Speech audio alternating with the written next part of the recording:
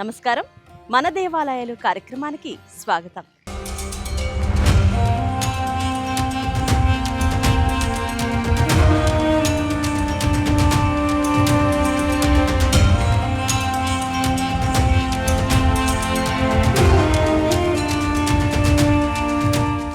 ఈరోజు మనం గుంటూరు జిల్లా తుళ్లూరు మండలం తాళాయిపాలెం కోటిలింగాల శైవక్షేత్రం దగ్గర ఉన్నాం.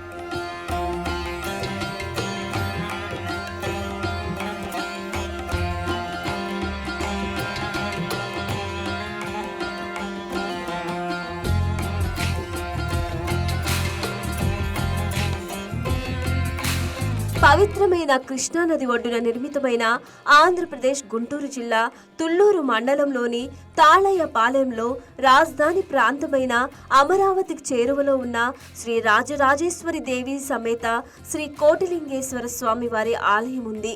ప్రకృతి సోయగాలతో పాటు ఈ క్షేత్రం భక్తులకు ఆధ్యాత్మిక ఆనందాన్ని అందిస్తుంది. పెట్టని కోటలుగా ప్రకృతి సిద్ధమైన కొండల పక్కన పరవళ్లు తొక్కుతూ ప్రవహించే కృష్ణానది ఈ దేవాలయములకు మరింత ప్రాశస్త్యం చేకూర్చింది.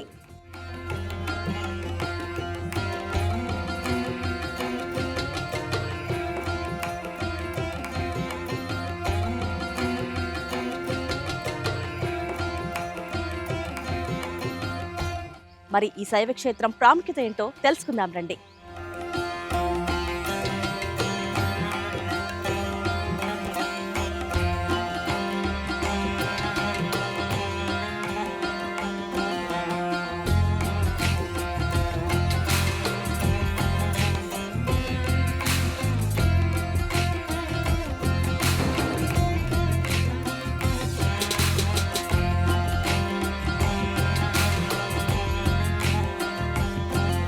ఈ ఆలయ ప్రాంగణం ప్రకృతి సిద్ధంగానే పరిశుభ్రమైన వాతావరణం కలిగి ఉండటం వలన భక్తుల హృదయాలకి భక్తి భావనను ప్రశాంతతను కలిగిస్తుంది.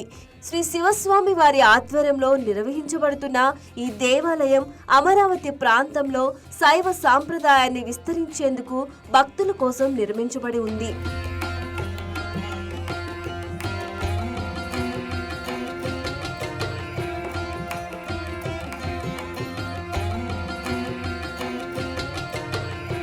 సాధారణంగా మనం క్షేత్రాలలో ఒక ధ్వజస్తంభాన్ని చూస్తుంటాం. కానీ ఈ శైవక్షేత్రం ప్రత్యేకత ఏమిటంటే ఇక్కడ 4 ధ్వజస్తంభాలు ఉండటం. అదే ఈ శైవక్షేత్రం యొక్క ప్రత్యేకత.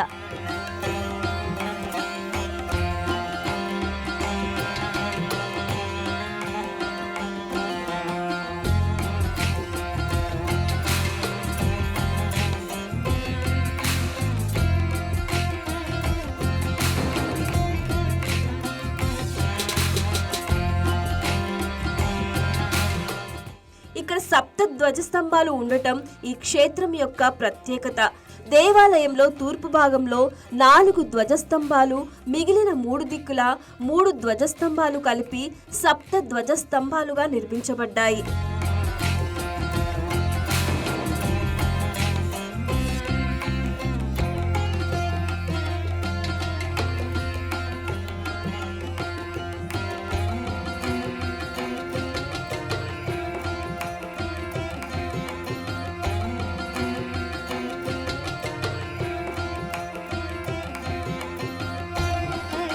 ప్రకృతి అందాలు, ఆధ్యాత్మిక వాతావరణం, శివతత్వం ఒకే చోట కలిసిన పుణ్యక్షేత్రం ఇది. కృష్ణానది ఒడ్డున వెలసిన ఈ క్షేత్రం ఎంతో పవిత్రతను సంతరించుకుంది.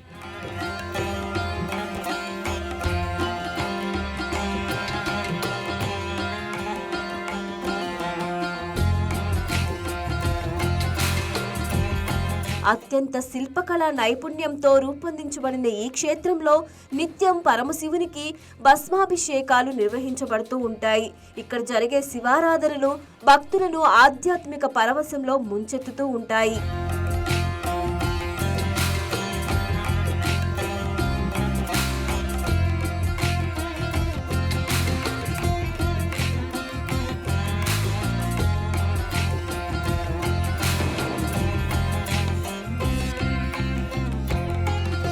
మనతో మాట్లాడడానికి ఆఫీస్ అసిస్టెంట్ రామకృష్ణ గారు మనతో మాట్లాడడానికి ఉన్నారు. వారిని అడిగి మరిన్ని వివరాలు తెలుసుకుందాం ఈ పుణ్యక్షేత్రం గురించి. సార్ నమస్తే సార్. సార్ చెప్పండి సార్, ఈ శైవక్షేత్రం యొక్క ప్రాముఖ్యత ఏమిటి సార్?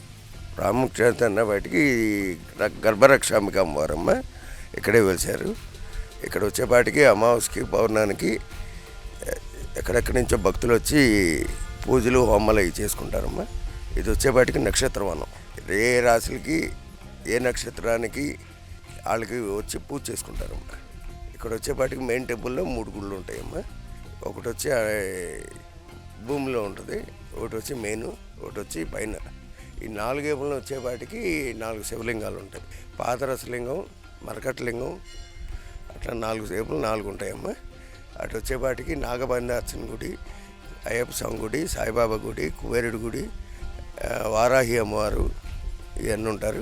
అటు ముందరికి వెళ్తే కోట్లింగాలు, స్వర్ణలింగం, ఆత్మలింగం గుడి, రుద్రాక్షలింగం గుడి, గర్భరక్షాంబిక అమ్మవారు. పిల్లలు కలగిన వాళ్ళకి కూడా పిల్లలు కలుగుతారమ్మా. వెంకటేశ్వర స్వామి గుడి ఉంది. ద్వాదశ జ్యోతిర్లింగం, 12 అడుగులు శివలింగం, కాలభైరుడి గుడి ఇవన్నీ ఉంటాయమ్మా. ఇక్కడ వచ్చేపాటికి 32 గణపతులు ఉంటారమ్మా, 32 అవతారాలు. ఇక్కడ అదే కాక ఇక్కడ కుమారస్వామి అవతారాలు కూడా ఉంటాయమ్మా. సార్ చెప్పండి సార్, గుడిలో ఎటువంటి కార్యక్రమాలు చేస్తారు? ఇప్పుడు మన పండగ దినములప్పుడు కానీ ఎటువంటి అభిషేకాలు ప్రత్యేకంగా చేస్తూ ఉంటారు? ఇక్కడ మెయిన్ గుడిలో వచ్చేపాటికమ్మా రుద్రాభిషేకం పంచభస్మాలతో చేస్తారమ్మా. అదైనా భక్తులతోనే. ఇప్పుడు బయట ఎక్కడ శివలింగాలు తాకనీరు. ఇక్కడ వచ్చేపాటికి మీతోనే చేయిస్తారు శివలింగం తాకిచ్చి చేయిస్తారు. అవతల క్షేత్రంలో వచ్చేవాటికి శివలింగ ప్రతిష్ట, నాగలింగ ఇది ప్రతిష్టలు జరుగుతాయమ్మా. సార్ ఇక్కడ విన్నాము ప్రత్యేకంగా వాళ్ళ పేర్ల మీద నాగలింగం ప్రతిష్ఠించబడవచ్చు అని చెప్పి, దాని గురించి కూడా వివరించండి. అసలు అది ఎలా, దాని ప్రాసెస్ ఏంటో కూడా చెప్తే చాలామంది భక్తులకు ఉపయోగపడుతుంది. అది వచ్చేపాటికి 2 సైజులు ఉంటాయమ్మా. ఒకటి వచ్చి 25,000, ఒకటి వచ్చి 30,000. దాంట్లోనే మీకు హోమం వచ్చి ఇస్తాము. మీతోనే అక్కడ పూజ చేయించి గర్భగుడిలో ప్రతిష్ఠిస్తారమ్మా. బయట ఎక్కడైనా సరే కొన్ని చోట్ల ఎక్కువైపోయినాయని తీసి పారేస్తారు. మా దగ్గర అట్లా కాదు, మొత్తం అన్ని ప్లాస్టింగ్ చేయించి సెట్ చేస్తాము. సార్ ఎందుకు అది ప్రతిష్ఠిస్తారు వాళ్ళ పేర్ల మీద? ఏమన్నా నాగదోషాలు కానీ ఏమన్నా ఉంటే కనుక చేస్తారమ్మా. ఇక్కడికి వచ్చిన వాళ్ళు ఇప్పటివరకు కీడు జరగల, ఎవరికి మంచి జరిగింది కానీ చాలా మందికి. ఈ క్షేత్రం పెట్టి 26 ఏళ్ళమ్మా. ఈ నెల 26వ తారీఖు వార్షికోత్సవం, 26 సంవత్సరం. సార్ భక్తులు ఎంతమంది వస్తూ ఉంటారు సార్? మామూలుగా డైలీ నిత్యాన్నదానం ఉంటుందమ్మా. 200 మంది రావచ్చు, 500 మంది రావచ్చు. ఎవరు వచ్చినా లేదు అనేది లేదమ్మా. నైవేద్యం తీసుకుని వెళ్తారు కంపల్సరీ. పండుగ రోజులప్పుడు ఎంతమంది భక్తులు వచ్చే అవకాశం? మాకు కార్తీక మాసం వచ్చేపాటికి ఆ నెల రోజులు నెంబర్ ఆఫ్ మెంబర్స్ వస్తారు. అసలు ఖాళీ ఉండదు. మాకు 24 అవర్స్ డ్యూటీ ఉంటుంది.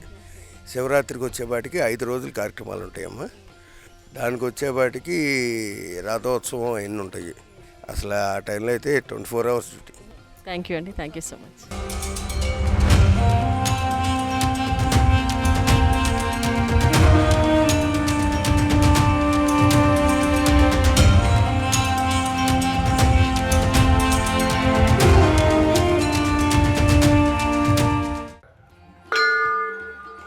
భక్తులు ప్రేమగా తాళైపాలెం శైవక్షేత్రంగా పిలువబడే ఈ పుణ్యక్షేత్రం నిత్యం శివనామ స్మరణతో మారుమోగుతూ ఉంటుంది.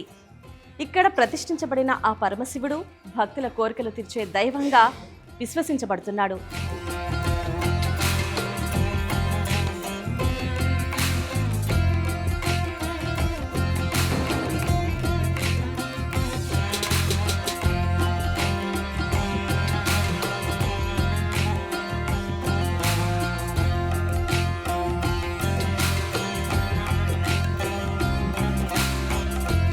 మనతో మాట్లాడడానికి పంతులు గారు ఉన్నారు. ఎస్ పంతులు గారు, మీ పేరు, ఈ క్షేత్రం యొక్క ప్రాముఖ్యత గురించి కూడా చెప్పండి. నా పేరు రామచంద్ర కుమార మల్లికార్జున శర్మ. మేము తూర్పుగోదావరి జిల్లా అమలాపురం నుంచి రావడం జరిగిందండి. ఈ శైవక్షేత్రం మొట్టమొదటిగా ప్రతిష్ఠ చేసినటువంటి దేవాలయం పంచలోహేశ్వర స్వామి సంకల్పనీయ స్వామి. రేపు జూన్ 26వ తారీఖుకి ఈ 25 సంవత్సరాలు పూర్తయి 26వ సంవత్సరంలో అడుగు పడుతున్నారు పంచలోహేశ్వర స్వామివారు. అలాగే ఈ స్వామివారి దగ్గర విశేషంగా అభిషేకములు జరుగుతున్నాయి. ఈ 25 సంవత్సరాల నుంచి కూడా ఈ పరమేశ్వరుడు నాలో లీనమైనట్టు కూడా స్వప్నంలో కూడా కనపడటం కూడా జరిగింది. ఒకవేళ నేను 10 రోజులు సెలవులో ఉన్నా సరే స్వామివారు స్వప్నంలో వచ్చి అభిషేకం చేయించుకోవడం కూడా జరగడం జరిగిందండి. శివస్వామి గారు మమ్మల్ని పనిగట్టుకు తూర్పుగోదావరి కోనసీమ అమలాపురం నుంచి తీసుకురావడం జరిగిందండి. ఈ స్వామి దగ్గర అభిషేకం ఎవరైతే చేయించుకున్నారో వాళ్ళందరూ కూడా అనుకున్న సంకల్పం అవ్వడం జరిగింది. వచ్చినటువంటి భక్తులకు అనుకున్న సంకల్పం అవ్వటం వల్ల ఈ స్వామివారికి వచ్చినటువంటి భక్తులు పెట్టిన పేరు సంకల్పలింగేశ్వర స్వామి అని నామకరణం చేయడింది. అలాగే కలియుగంలో పంచలోహేశ్వర స్వామి, అలాగే 4 యుగాల్లో శైవ క్షేత్రంలో శివస్వామి గారు ఈ 4 యుగాల్లో 4 కట్టడం, అలాగే ప్రధాన దేవాలయం పంచముఖేశ్వర స్వామి ప్రతిష్ఠ చేయటం జరిగిందండి.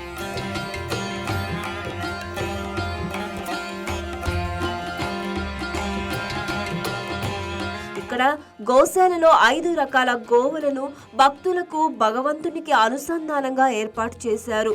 ప్రతిదినము వాటి గోమయ మూలంగా చేయబడిన పంచగూఢాత్మక రుద్రహోమం ద్వారా వచ్చిన భస్మంతో ఇక్కడ శివలింగాలకు భస్మాభిషేకాలు చేస్తారు.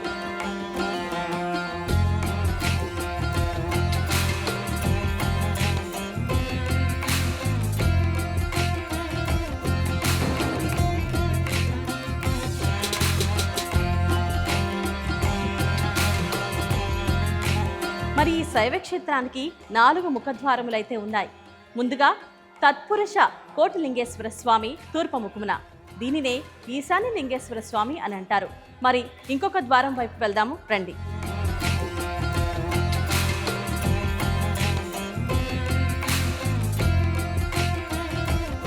మరి ఈ శైవ క్షేత్రంలో ఉత్తర ముఖమున వామదేవ కోటిలింగేశ్వర స్వామి దర్శనమిస్తారు. మరి మరొక ద్వారం వైపు వెళ్దాం రండి.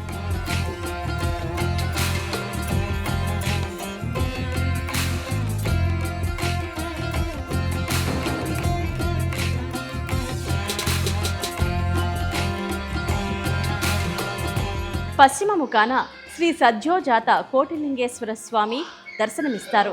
మరి మరొక ద్వారం వైపు వెళ్దాం రండి.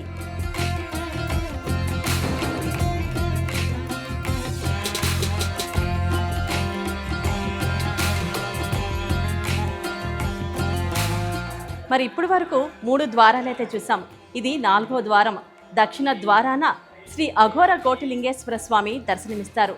మరి 4 ముఖద్వారాలు ఉండటమే ఈ శైవ క్షేత్రం ప్రత్యేకత.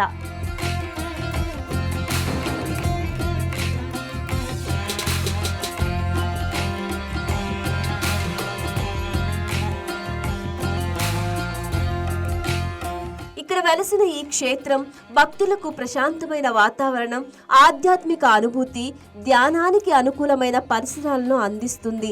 ఇక్కడికి వచ్చిన భక్తులు వారి వారి జన్మ నక్షత్ర దోష నివారణకు వారే స్వయంగా పూజలు నిర్వహించుకునే అవకాశం కల్పించబడింది. అలాగే భక్తులు ఈ దేవాలయంలో ఉండే సాంప్రదాయాలను అనుసరించి శివలింగాలను స్వయంగా ప్రతిష్ఠ చేసుకుని అభిషేకాలు నిర్వహించుకునే అవకాశం కూడా కల్పించబడింది.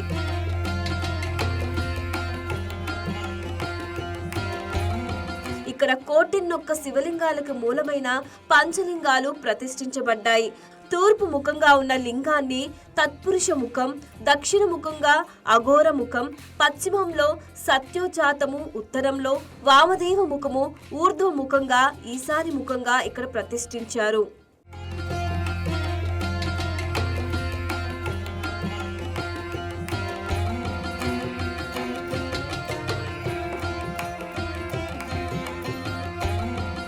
మనతో పంతులు గారు, నాగ బసవరాజు గారు మనతో ఉన్నారు. వారిని అడిగి ఈ శైవ క్షేత్రం విశేషాలు ఏంటో ఒకసారి తెలుసుకుందాం.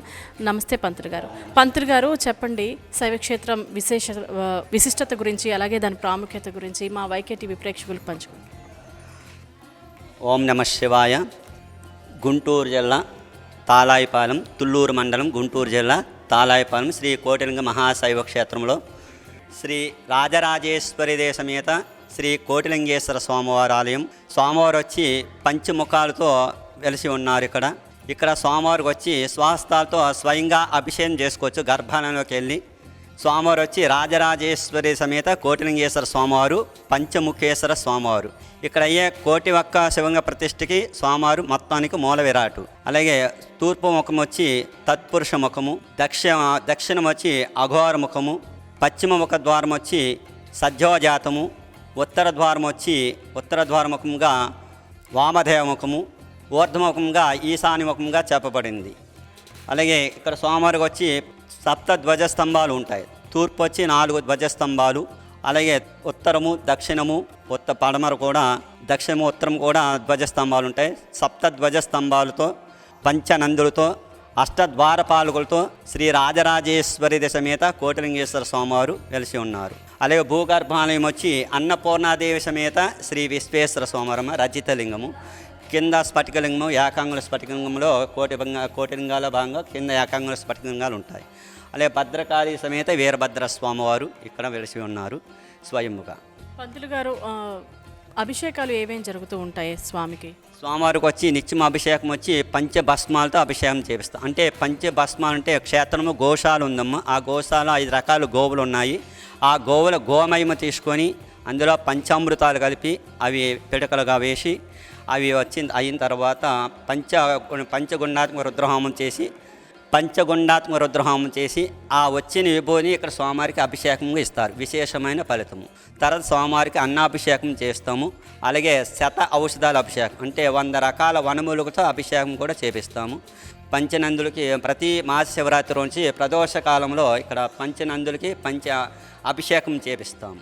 పంచహారతులు ఇస్తాము. అలాగే సాయంత్రం ప్రతి మాస శివరాత్రి రోజున ప్రదోష కాల సమయంలో స్వామివారికి రాజరాజేశ్వర సమేత కోటిలింగేశ్వర స్వామివారికి బిల్వార్చన చేస్తాం. ప్రతి మహాశివరాత్రి జరుగుతుంది ప్రదోషకాలం. పంతులు గారు, ప్రత్యేక రోజుల్లో భక్తజనం ఎంతమంది వస్తూ ఉంటారు? మామూలుగా పర్వదినాలు అయితే స్వామివారికి దర్శనానికి విశేషంగా వస్తూ ఉంటారమ్మ. ఆలయము మహాశివరాత్రి, కార్తీక మాసం నెల రోజులు కూడా విశేషంగా, కార్తీక నెల రోజులు కూడా అశేష జనంగా భక్తులు వస్తూ ఉంటారు విశేషంగా.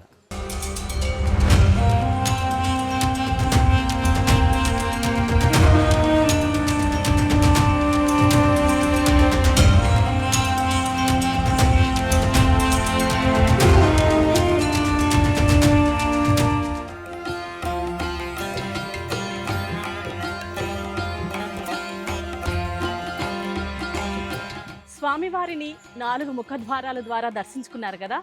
5వ ముఖద్వారం కూడా ఉందండి. అదే ఈ ఆలయానికి ప్రత్యేకత. రండి చూపిస్తాను ఆ 5వ ముఖద్వారాన్ని.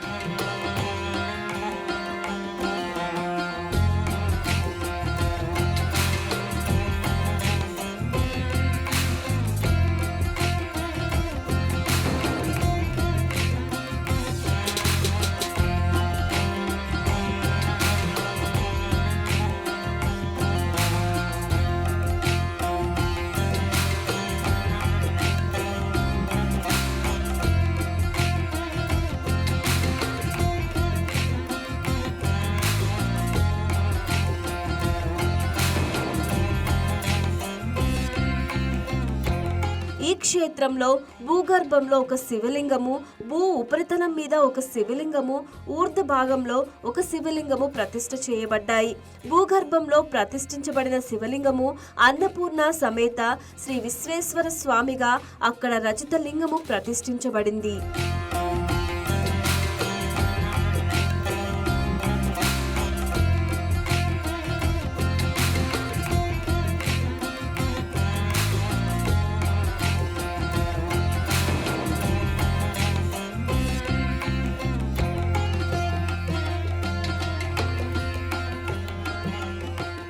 ఇప్పటి వరకు 4 ముఖద్వారాలు అయితే చూసాం కదా. మరి 5వ ముఖద్వారం చూపిస్తానని చెప్పాను కదా.